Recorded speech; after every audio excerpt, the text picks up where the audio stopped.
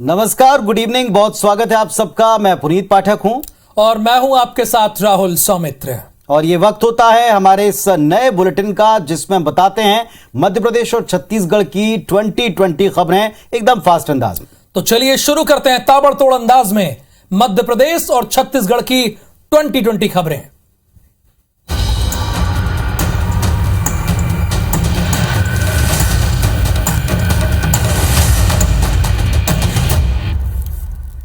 चलिए राहुल, तो शुरुआत हम करते हैं छत्तीसगढ़ की खबर से, जहां आज विधानसभा का शीत सत्र शुरू हो गया। उम्मीद के मुताबिक पहले दिन से भारी हंगामा हुआ। शीत सत्र शुरू होते ही आरक्षण संशोधन विधेयक के ऊपर पक्ष आपस में जमकर भिड़े। राज्यपाल के हस्ताक्षर न करने को लेकर जमकर हंगामा हुआ। पहले 10 मिनट, फिर 5 मिनट और फिर अगले दिन मंगलवार तक के लिए सदन की कार्यवाही स्थगित करनी पड़ी। सत्ता पक्ष की तरफ से कांग्रेस विधायक और पीसीसी चीफ मोहन मरकाम ने बीजेपी के स्टैंड की आलोचना की। मंत्री अमरजीत भगत ने कहा कि बीजेपी के दबाव में राज्यपाल आरक्षण संशोधन विधेयक बिल पर हस्ताक्षर नहीं कर रहे, नियुक्तियां अटकी पड़ी हैं। तो इधर बीजेपी नेता पूर्व मंत्री बृजमोहन अग्रवाल ने कहा यह पहला मौका है कि सत्ता पक्ष सदन की कार्यवाही बाधित कर रहा है। सत्ता पक्ष पर आरक्षण के मसले में सियासत के आरोप भी विपक्ष ने लगाए हैं। ये मांग रखी है कि जिस आधार पर आपने आरक्षण दिया उस क्वांटिफेबल डेटा को सदन के पटल पर रखें। इधर मध्य प्रदेश में कांग्रेस के नए साल के नए सरकार के नारे पर बीजेपी के बीच जुबानी जंग तेज हो गई, यानी कांग्रेस और बीजेपी के बीच जुबानी जंग तेज हो गई है। इस पर गृह मंत्री नरोत्तम मिश्रा ने तंज कसा है। उन्होंने कमलनाथ को स्वयंभू मुख्यमंत्री बताया है। नरोत्तम मिश्रा वो खुद कह रहे हैं कि 54 सीटें आएंगी, इधर कमलनाथ कह रहे हैं कि हमारी सरकार बनेगी।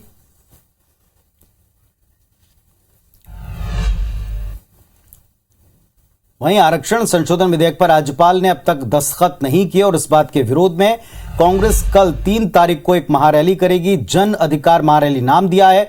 पीसीसी चीफ मोहन मरकाम ने बताया कि रायपुर के साइंस कॉलेज में आयोजित इस रैली में मुख्यमंत्री भूपेश बघेल, प्रदेश कांग्रेस की नव प्रभारी कुमारी शैलजा, कांग्रेस सांसद, विधायक और 1 लाख से ज्यादा लोग अलग अलग वर्ग समाज के जुड़ेंगे। आरोप लगाया कि भाजपा आरक्षण की विरोधी है। मोहन मरकाम लगातार इस विषय के ऊपर बीजेपी को घेर रहे हैं।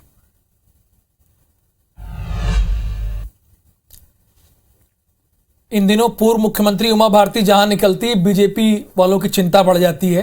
हालांकि बैतूल दौरे पर हैं। उमा भारती ने नियमितीकरण और निष्कासित साथियों की वापसी की मांग कर रहे संविदा स्वास्थ्य कर्मियों से मुलाकात की है और कहा है कि मैं संविदा स्वास्थ्य कर्मियों के साथ हूं। साथ ही कहा कि कोरोना के समय जिन पर फूल बरसा रहे थे, आज उन पर लाठी बरसाने की नौबत क्यों आई है।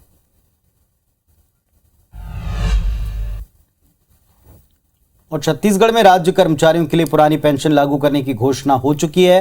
कैबिनेट की मीटिंग में इसे लागू करने का रोड मैप जारी हो चुका है, लेकिन नई और पुरानी पेंशन स्कीम को लेकर राज्य भर के कर्मचारियों में कई तरह के संशय हैं, उधेड़ बुन है। दरअसल सरकार ने कर्मचारियों को शपथ पत्र देने के लिए कहा है।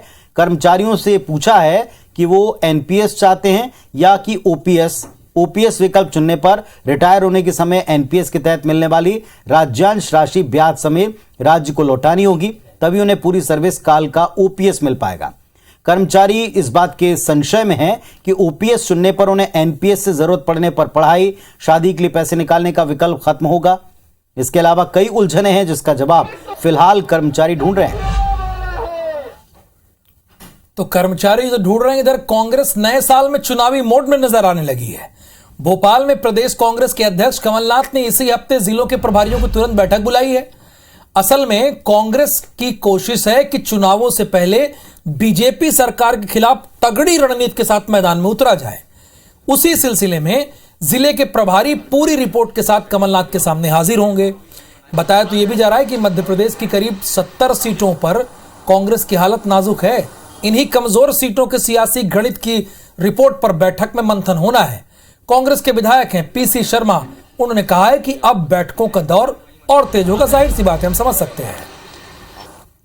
इधर रायगढ़ जिले में किसान सम्मान निधि में बीते साल में जमकर फर्जीवाड़ा हुआ। जानकर हैरत होगी आपको कि केवाईसी अपडेट करने के दौरान तकरीबन 1,43,000 से अधिक किसान अपात्र पाए गए। अपात्रों की संख्या लगातार हर साल बढ़ रही है। किसानों ने बीते साल में केंद्र सरकार की सम्मान निधि योजना के तहत सालाना 6,000 रुपए का लाभ लिया है। हालांकि अधिकारी अब इन किसानों की रिकवरी के लेकर सीरियस नजर आते हैं। कहते हैं किसानों के पास वैध दस्तावेज नहीं होंगे तो फिर वसूली होगी।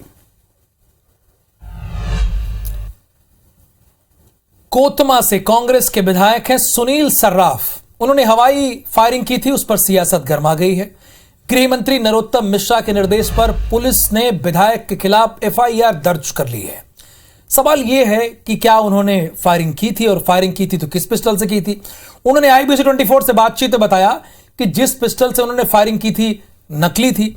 तो लेकिन PC शर्मा ने यह को कहा कि जो उन्होंने किया वो छोटा नहीं, बहुत बड़ा गुनाह नहीं था। तो कई सवाल खड़े होते हैं। पुलिस को जांच करनी चाहिए इस पूरे मामले की, और वो कर रही है।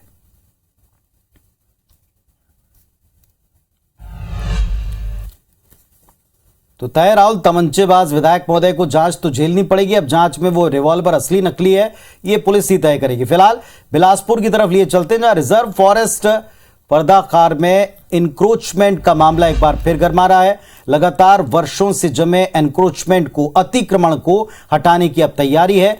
नोटिस के साथ अतिक्रमणकारियों को अल्टीमेटम मिल चुका है। निगम और विद्युत विभाग से अतिक्रमणकारियों को सुविधाएं बंद करने की बात की जा रही है। 7.2 हेक्टेयर रिजर्व फॉरेस्ट में अतिक्रमणकारियों ने कब्जा कर रखा है। आपको बता दें, विभाग के रिकॉर्ड में ऐसे 1476 अतिक्रमणकारी दर्ज हैं। रिजर्व फॉरेस्ट क्षेत्र में आने वाले दिनों में ऑक्सीजोन डेवलप करने का प्लान है। MPCG 2020 की अगली खबर भोपाल से है। भोपाल के घोड़ा पछाड़ बांध में औचक निरीक्षण के दौरान जल संसाधन मंत्री तुलसी सिलावट ने लापरवाही पर कड़ी नाराजगी जाहिर की है और लापरवाही बरतने वाले अधिकारियों को जमकर फटकार लगाई है। मंत्री महोदय ने औचक निरीक्षण में पाया कि डैम की दीवार की मरम्मत सही तरीके से नहीं हो गई है। इसके अलावा नहर के सुधार कार्य में भी खासी लापरवाही की गई है। जब अधिकारियों से इस बारे में जवाब मांगा गया तो सभी अफसर प्रश्नों के जवाब नहीं दे पाए।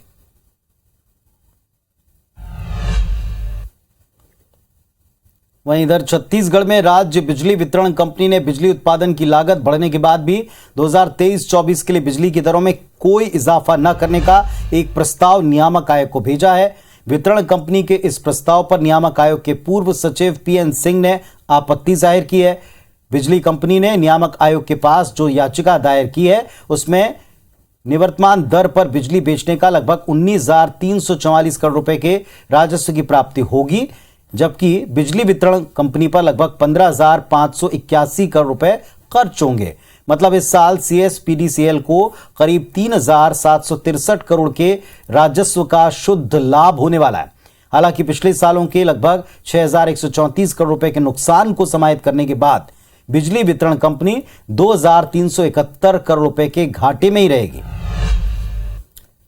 हालांकि एक फैक्ट तो यह भी है कि छत्तीसगढ़ में सबसे सस्ती बिजली मिलती है। अगर दूसरे राज्यों की बात की जाए तो जी, उनसे एक राज्य आगे है। बस आगे बढ़ते हैं। मध्य प्रदेश में आगामी चुनाव में पहली करणी सेना ने राज्य सरकार को घेरने की तैयारी कर ली है। असल में करणी सेना ने 8 जनवरी से राष्ट्रीय स्तर के आंदोलन का ऐलान किया है। देखिए, चुनाव आने वाला है तो ऐलान होगा।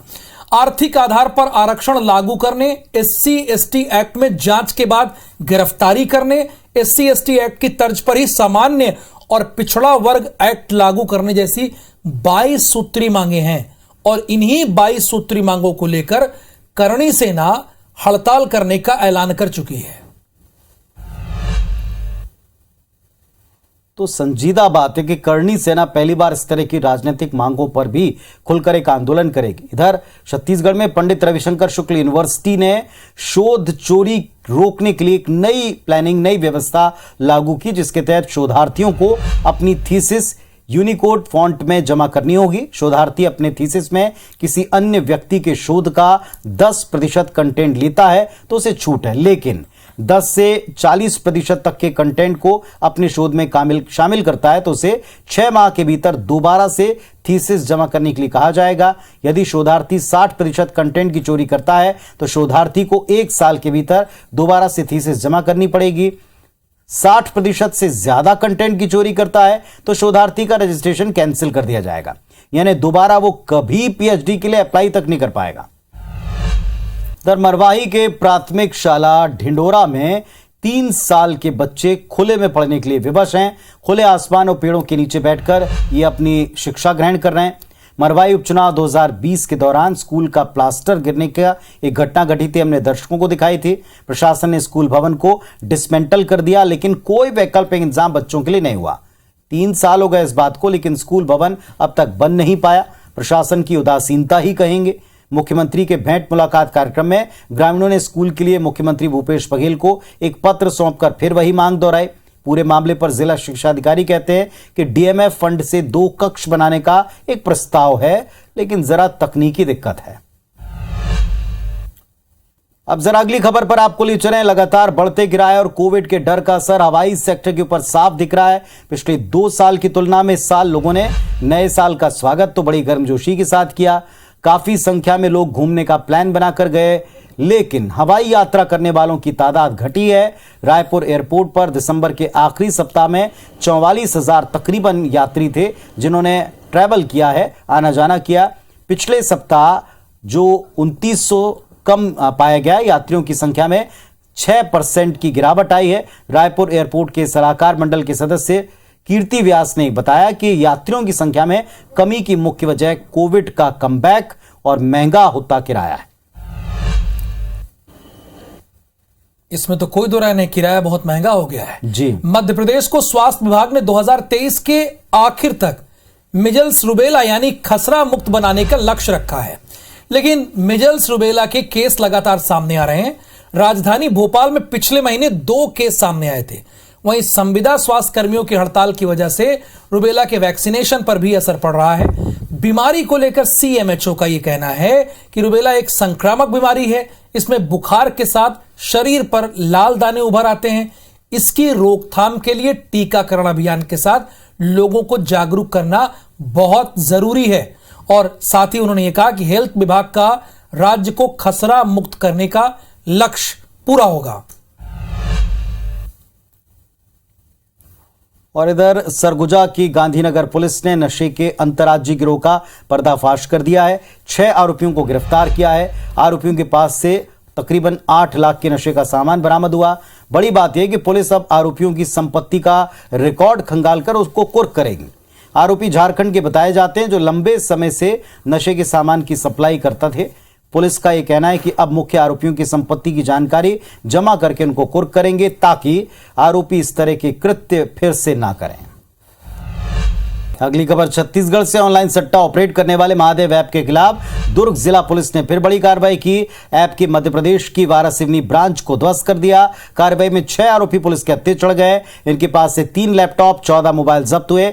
4 दिन के भीतर 28 लाख का लेन देन का खुलासा हुआ है।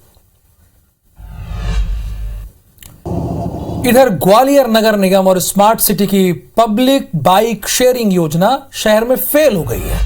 योजना के तहत लोगों को फिट रखने के उद्देश्य से 5.5 करोड़ रुपए खर्च करके 500 साइकिलें खरीदी गईं। 50 साइकिल स्टैंड भी बनाए गए थे। साइकिलों में सफर तय करने के लिए अलग से 10 किलोमीटर का साइकिल ट्रैक भी बनाया गया, लेकिन अफसरों की अनदेखी के चलते फेल हो गई ये योजना। मनेन्द्रगढ़ में रेलवे की जमीन पर अतिक्रमण करने वालों पर रेलवे प्रशासन ने कार्रवाई की। शासकीय विवेकानंद महाविद्यालय के पास वार्ड नंबर 14 पर कब्जा हुआ। 7 दिसंबर को रेल प्रबंधन ने 19 मकान मालिकों को नोटिस दिया। 15 दिन के भीतर घर खाली करने के लिए कहा, लेकिन कब्जा अब भी बरकरार रहा। इसके चलते रेल प्रशासन को सख्ती दिखानी पड़ी। इधर पन्ना में लोकायुक्त पुलिस ने देवेंद्र नगर टीआई और एक हेड कांस्टेबल को 50,000 की रिश्वत लेते रंगे हाथ पकड़ लिया।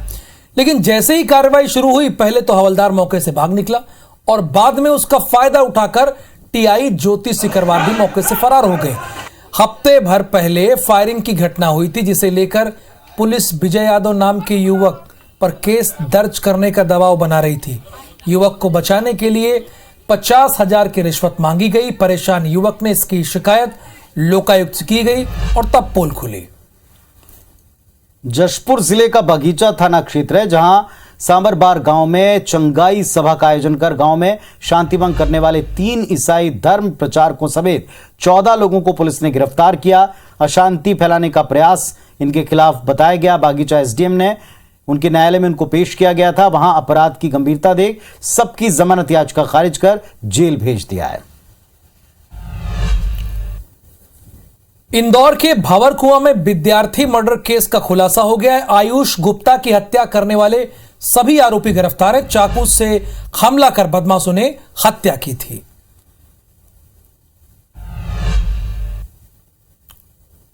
इंदौर में प्रवासी भारतीय सम्मेलन और ग्लोबल इन्वेस्टर समिट को लेकर अंतिम चरण में तैयारी चल रही है। शहर में अलग अलग थीम और कलाकार दीवारों पर पेंटिंग कर रहे हैं। पेंटिंग से शहर और सुंदर दिखेगा। इधर 5 साल से अंबिकापुर के पत्थलगांव नेशनल हाईवे पर 43 में निर्माण कार्य जारी है, अब तक पूरा नहीं हुआ। सड़क बनने में लेट लतीफी से आए दिन सड़क एक्सीडेंट होते हैं। तेज धूल उड़ने से लोग बीमार पड़ते हैं, परेशान हो रहे हैं। जल्द इसको पूरा करने की मांग लोग करते हैं। प्रशासन ठेकेदार को एक्सटेंशन मिलने के साथ जल्द निर्माण कार्य का फिर दावा कर रहा है। पन्ना में एसबीआई बैंक के कैशियर मनोज कुमार मंडल के साथ 20 सड़क पर मारपीट हुई। आरोपी अमित कुशवाहा पर की गई मामूली धाराओं के तहत कार्रवाई की गई। मारपीट का वीडियो वायरल हो रहा है। रीवा में टेलरिंग शॉप में आग लगने से लाखों का सामान जलकर स्वाहा हो गया। सूचना के बाद पहुंची दमकल विभाग की टीम ने आग पर काबू पा लिया। बेटा पानी तो चाचा और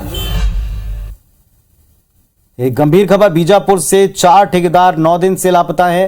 ठेकेदार के परिजन परेशान हैं, सबको छोड़ने की गुहार लगा रहे हैं। परिजन कहते हैं कि ठेकेदार सड़क निर्माण का काम गोरना क्षेत्र में देखने गए, तभी नक्सलियों ने जबरन उनको उठा लिया है, अगवा कर लिया है। परिजन सामाजिक कार्यकर्ता सोनी सोरी के साथ में कलेक्टर दफ्तर पहुंचे, ठेकेदार को छुड़ाने में मदद मांगी। सूत्र कहते हैं कि नक्सलियों की पामेड़ एरिया कमेटी ने ठेकेदारों को बंधक बनाया है। फिलहाल सभी सुरक्षित हैं, जन अदालत लगाकर उनकी रिहाई हो सकती है।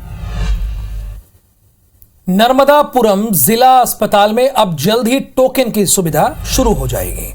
अब मरीजों को लंबा इंतजार नहीं करना पड़ेगा। टोकन के बाद एलईडी पर आपका नंबर दिख जाएगा और उसके बाद जाके आप इलाज कराइए। भानुप्रतापपुर के ग्राम बंडापाल में शिक्षा विभाग के दावे बड़े खोखले लगते हैं। प्राथमिक और माध्यमिक स्कूल के बच्चे खुले आसमान में झोपड़ी में पढ़ रहे हैं। कांकेर के प्राथमिक शाला बंडापाल में 3 साल से स्कूल भवन का निर्माण ही चल रहा है, अब तक पूरा नहीं हो पाया। हरदा में संविदा स्वास्थ्य कर्मचारियों की हड़ताल के 19 दिन पूरे हो गए हैं। संविदा कर्मियों ने जिला अस्पताल पहुंचकर सद्बुद्धि यज्ञ किया। 2 सूत्रीय मांग को लेकर ये सभी प्रदर्शन कर रहे हैं।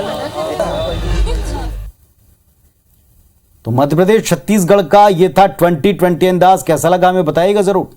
और हमें दीजिए इस बुलेटिन में फिलहाल के लिए अनुमति। नमस्कार। नमस्कार।